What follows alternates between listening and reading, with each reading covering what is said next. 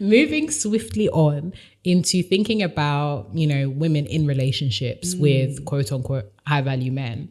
What do you think about the whole idea of leaning into your feminine energy to attract a high value man? Okay, we were literally talking about this before we came on camera and before we started recording. Yeah.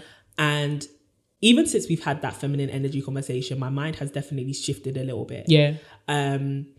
But the sentiments still remain. I think that the main ones are the same, guys. Don't be thinking that. I think you need to be careful in thinking that your femininity is simply like to be harnessed to attract a man. Yeah. But I also think, sometimes it can be very dangerous sometimes with the rigidity that we think about these categories. And this is what's feminine, this is what's masculine. Don't let them overlap. I think there is an importance in overlap. Like I think there is an importance in being able to display what would be considered traditional feminine characteristics and being able to display traditional masculine feminine characteristics, especially in different contexts. In your workplace, you probably won't advance being extremely feminine in the traditional sense. And I don't really like the word energy, so I'm not going to use it. But with men, I think they sometimes, like, that's when you fall into tropes of toxic masculinity, when they feel as though they cannot show traits that are traditionally considered feminine because it's considered weak. And I think that that's where we need to be careful, that the feminine energy traits are not considered synonymous with weak and synonymous with beneath or lesser than or just simply submission, but actually as really important traits for society to thrive and survive. And we were having a conversation on Lydia Dinger's live. Shout out to you, Lydia, our honorary big sis. Honestly. And somebody brought up a really good point that feminine energy is actually really important. And it dawned on me that even during this pandemic crisis, we were able to see that nations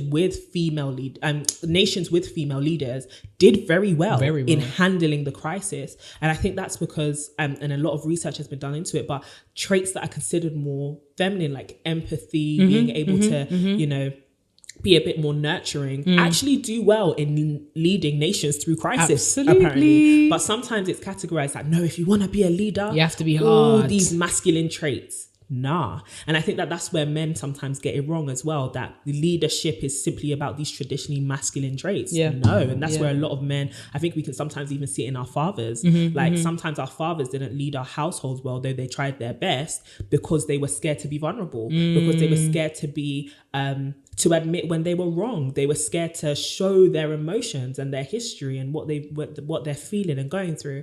But I feel as though there is wisdom in realizing. Let me just give y'all some Auntie Courtney advice. Okay, miss. There is some wisdom, okay, somebody. Especially in having more. It's really easy. And sis, we love that you're a part of the To My Sisters community and stuff.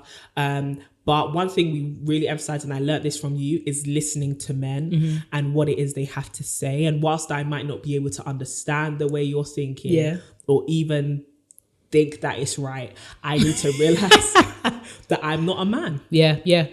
And if you're telling me that, and if men are telling you, well, this is what we want and this is what we look for, and you're like, well, that's not fair because XYZ, that's fine. You can stand in your beliefs and you should stand in your beliefs, but also realize that you can't force yourself onto anybody.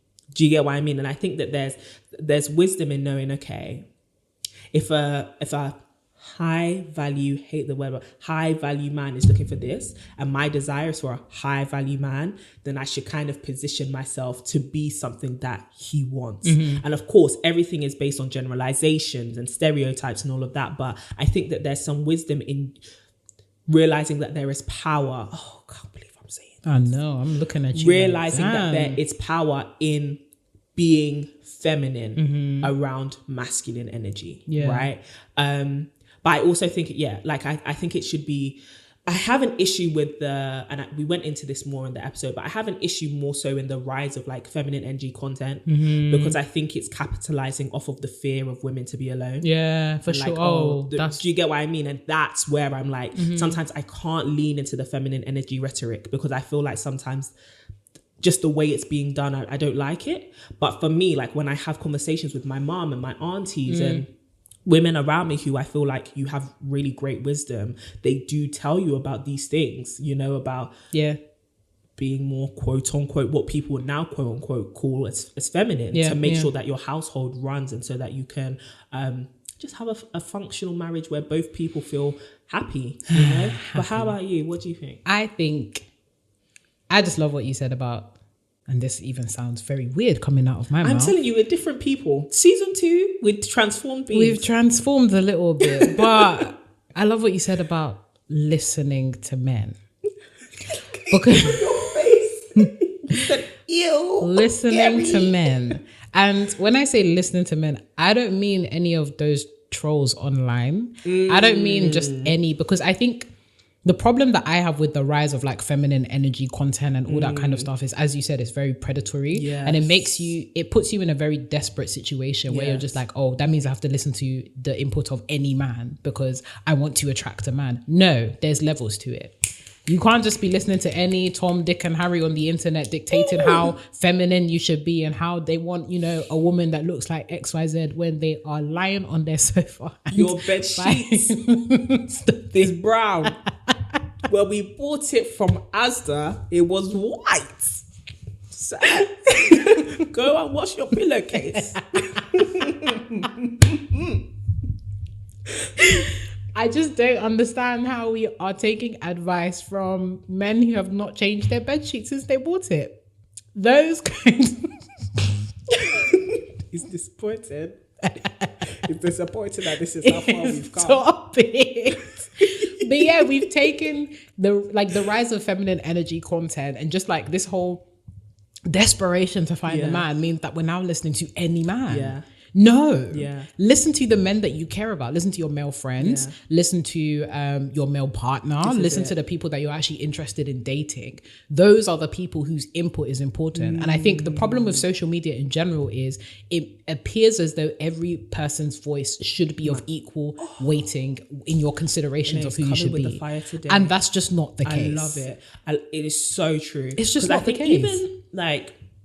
Even in that, like the people who are looking at this like feminine energy content, it's people who honestly just want to work on themselves. This is it. They just want to improve themselves. And I think in the efforts that women make to improve themselves and to make sure that they feel good and so that they can be their best selves is the level of self-development and personal development that we should seek in our partners. Yeah. And I think that sometimes women get chastised for having a standard of men that says, I hope you've worked on yourself. Yeah. I hope that you're the best version of yourself. And you're not just coming to me thinking that all men are equal because you have penises.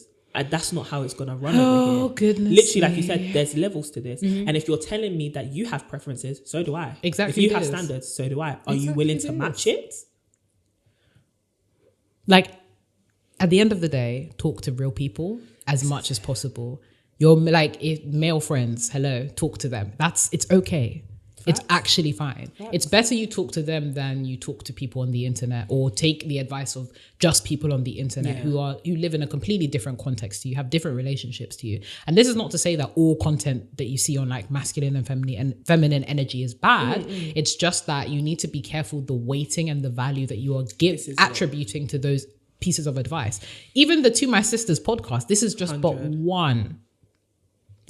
one piece of advice that you might want to listen to or take into account. But really you want to look at your own context, look at your own relationships and think about realistically, what kind of man do I actually want to be with? And who can I talk to actually add value to shaping what that would look like? That's so good. So this whole tapping into your feminine energy to find a masculine man and stuff like that, it's neither here nor there. It's more about when you are conceptualizing your ideal relationship or the ideal partner or whatnot, what is informing it? If you allow it to only just be social media content or things that you see online or whatever, that kind of stuff, you will be disappointed every single time. So good. And if you are one of the people who are actually actively in a relationship and you're like, oh, how can I tap into my feminine energy to please my man? Talk to him. It sounds so basic. Good. Just talk to him. Ask him. Like It's actually the simple, asking. and I think that that's why sometimes, like, the original question. What was the original question? Sorry, my mind. What do you think about tapping into your feminine energy to attract a high This is value it. man? I feel like we need to be careful for it not to be about playing mind games. Mm-hmm. Like, I'm gonna channel this energy to try and manipulate you into doing X, Y, Z. This is it. Your femininity is not a tool for manipulation. Make yourself irresistible. Let me tell you that, sweetie. Beloved, your femininity is not a tool for manipulation, because the same way masculinity is not a tool for manipulation. We were given this example of women withholding sex and men withholding finances, right? Because it's this idea of, I'm going to use my femininity and the thing that you desire about me to force you to do what I want you to do, rather than communicating with you and us trying to get on the same page and express our insecurities and express our desires and our expectations and have healthy, clear communications for ourselves and our family and our future. And then men do the same thing with money, and they do the same thing with like resources. Okay, 100%. I'm not going to give you what you consider to be traditionally masculine and living up to my masculine role so that I can bend you to my desires and my wills and my emotions. Stop it. Stop that. 110%. I can tell you, God doesn't like it. No, nobody likes it. And I think just what you were saying about mind games is just so important, man. The way that we actually do need to talk about, and that's something that I wanted to touch on, in that